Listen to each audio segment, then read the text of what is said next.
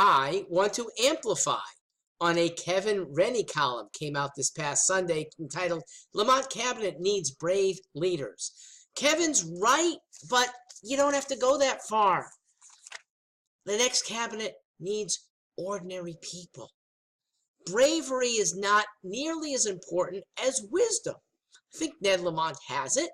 And if surrounded by people who are ordinary, it becomes extraordinary. And that's because traditional Connecticut governance has been bad. And those who over and over for the last 30 years have been doing the same things that have run us into debt, that have mismanaged things, that can't even stick to a budget, those are the people you don't want to listen to. How about ordinary people who run families?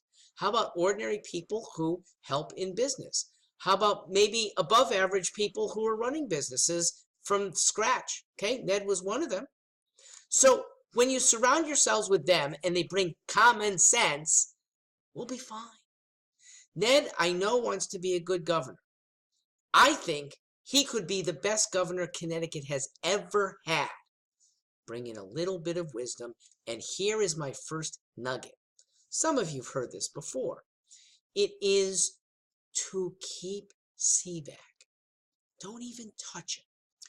Don't pick a fight with labor leaders. Don't make workers anguished. Don't threaten retirees with less pay than they counted on. Leave it alone.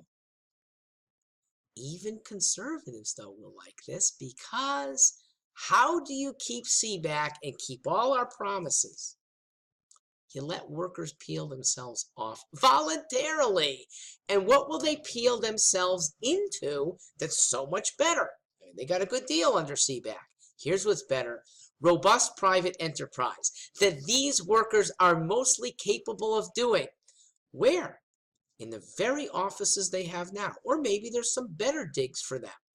They will be managing the very enterprises that the state can jettison. These are the nice but not necessary things. Okay? By my count, that's almost 50%. But let's just take the 20% that is most easily funded by the rest of us. We who won't have to pay as much in taxes and have plenty of money to fund things directly when asked. Now, when the state, they don't even ask, they demand.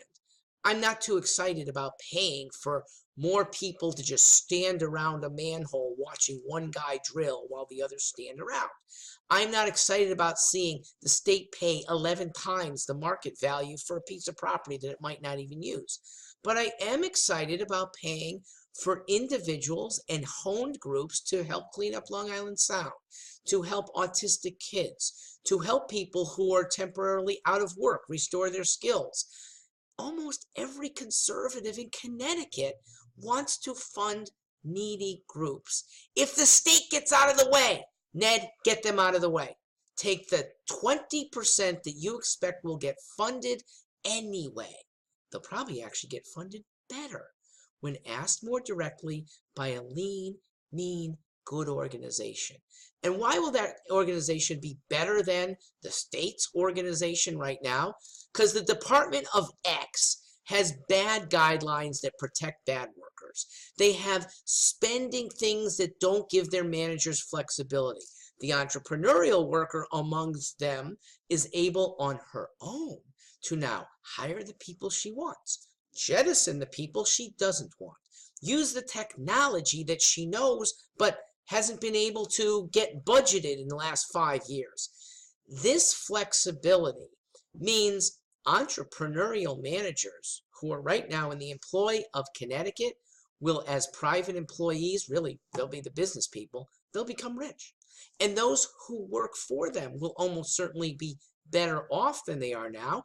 They'll be making 50, 60, 70% more. With that, they can fund health care, they can fund their retirements better, and they don't need the state health plan. They don't need the CBAC bargained pension retirement system, which might not make it anyway. So it's a nice opportunity. jettison for year one the first 20%, the nice 20% that is likely to get funded, no questions asked, and then hone in and make the other 80% better and really fund needy people and needy groups that are getting underfunded now.